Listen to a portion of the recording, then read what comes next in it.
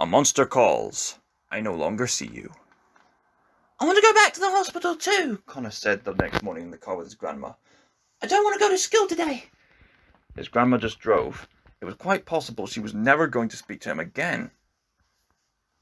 How was she last night? He asked.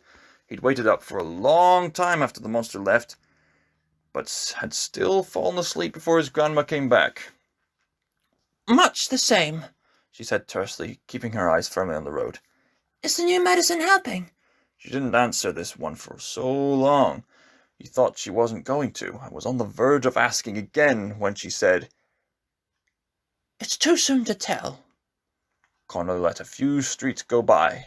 Then he asked, When is she going to come home? This one his grandma didn't answer. Even though it was another half hour before they got to school, there was no hope of paying attention in lessons. Which, once again, didn't matter, because none of the teachers asked him a question anyway. Neither did his classmates. By the time lunch break came around, he'd passed another morning not having said a word to anyone. He sat alone at the far edge of the dining hall, his food uneaten in front of him. The room was unbelievably loud, roaring with the sounds of his classmates, and all their screaming and yelling, and fighting and laughing. Connor did his best to ignore it. The monster would heal her. Of course it would. Why else would it have come? There was no other explanation. It had come walking as a tree of healing. The same tree that made the medicine for his mother. So, why else? Please, Connor thought as he stared at his still full lunch tray. Please. 2 hands slapped down hard on either side of the tray from across the table, knocking Connor's orange juice into his lap.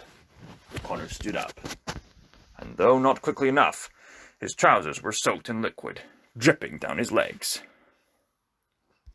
O'Malley's wet himself! Sully was already shouting, with Anton cracking up beside him.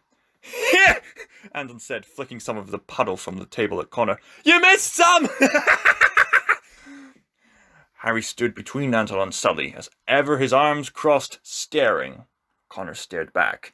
Neither of them moved for so long that Sully and Anton quieted down.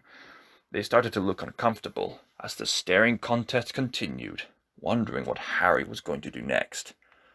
Connor wondered too. I think I've worked you out, O'Malley, Harry finally said. I think I know what it is you're asking for. You're going to get it now, Sully said. He and Anton laughed, bumping fists. Connor couldn't see any teachers out of the corner of his eye, so he knew Harry had chosen a moment when they could bother him unseen. Connor was on his own. Harry stepped forward, still calmly. Here is the hardest hit of all, O'Malley, Harry said. Here's the very worst thing I can do to you. He held out his hand, as if asking for a handshake. He was asking for a handshake. Connor responded almost automatically, putting out his own hand and shaking Harry's before he even thought about what he was doing. They shook hands like two businessmen at the end of a meeting.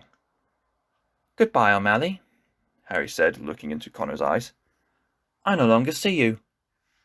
Then he let go of Connor's hand, turned his back, and walked away. Anton and Sully looked even more confused, but after a second, they walked away too. None of them looked back at Connor. There was a huge digital clock on the wall of the dining hall, bought sometime in the 70s as the latest in technology and never replaced, even though it was older than Connor's mum.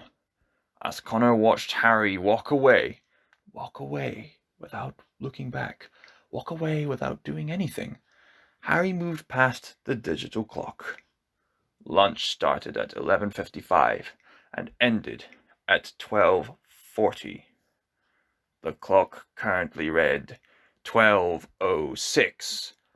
Harry's words echoed in Connor's head. I no longer see you. Harry kept walking away, keeping good on his promise. I no longer see you. The clock ticked over to 12:07.